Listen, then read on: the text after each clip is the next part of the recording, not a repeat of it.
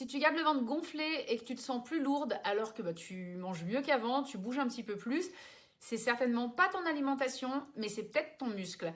Ton muscle, à partir de la quarantaine, il disparaît pas comme par magie. Par contre, il va répondre à ce que tu lui demandes de faire et aux signaux que tu lui envoies. Et tu le sais peut-être pas, mais ton muscle, c'est ce qui décide en grande partie si tu vas utiliser l'énergie ou si tu vas le stocker. On parle toujours de calories, de glucides, de sucre, d'insuline, mais on oublie souvent l'organe qui utilise le plus l'énergie et c'est le muscle. Alors le muscle, il n'est pas là que pour te faire bouger, c'est pas esthétique, c'est en fait un organe métabolique actif et c'est l'organe qui va être en mesure d'absorber le plus de glucose. C'est ta plus grande réserve de glucose dans le corps. Alors en gros, comment ça se passe? Quand tu manges des glucides, ils sont transformés en glucose par le corps. Là, le pancréas va libérer de l'insuline et l'insuline va jouer comme un signal qui va aider les cellules à absorber ce glucose. Mais toutes les cellules ne se valent pas question énergie. Les cellules musculaires sont celles qui vont être le plus en capacité d'absorber le glucose qui est dans le sang. Si ce glucose n'est pas absorbé correctement, il va rester en circulation dans le sang et ça c'est un vrai risque de toxicité pour ton organisme. Il va simplement à ce moment-là opter pour une méthode de protection, il va stocker.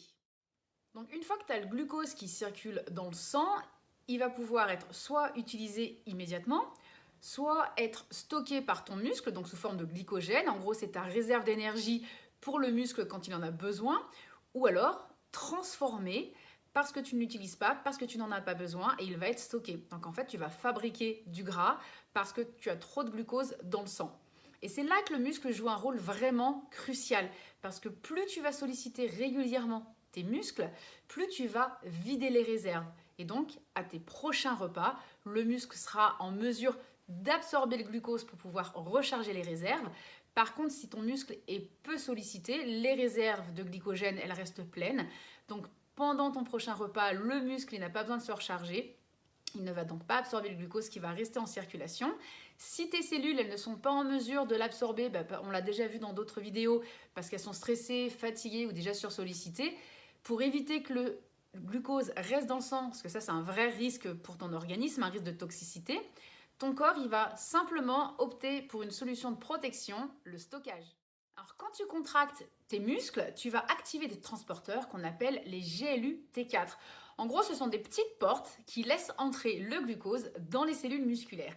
Et ce qui est intéressant, c'est que ces transporteurs, ils sont activés quand tu bouges régulièrement. Donc plus tu sollicites ton muscle, plus tu vas favoriser l'absorption du glucose qui est dans le sang par tes cellules musculaires, même si tu n'as pas une forte stimulation de l'insuline. Ça veut dire que l'insuline, elle redescend plus vite, puisque tes cellules musculaires, elles ont absorbé le glucose qui était en circulation.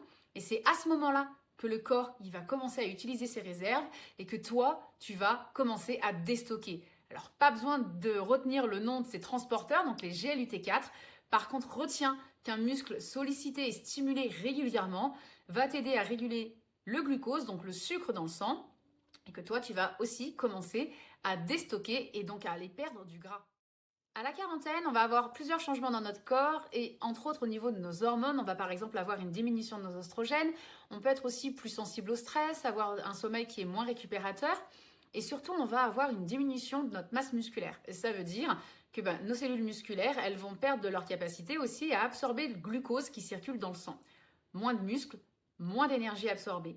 Et là, il va devenir encore plus important de solliciter de manière régulière nos muscles. Et il faut distinguer deux choses, le mouvement doux et la tension musculaire. Alors, ce n'est pas une question de volonté ni d'alimentation, c'est vraiment une question de capacité d'absorption de cette énergie. Un muscle peu sollicité absorbe moins, un muscle qui est stimulé régule mieux. Et à partir de la quarantaine, ce n'est pas une question de faire plus, c'est une question de faire juste.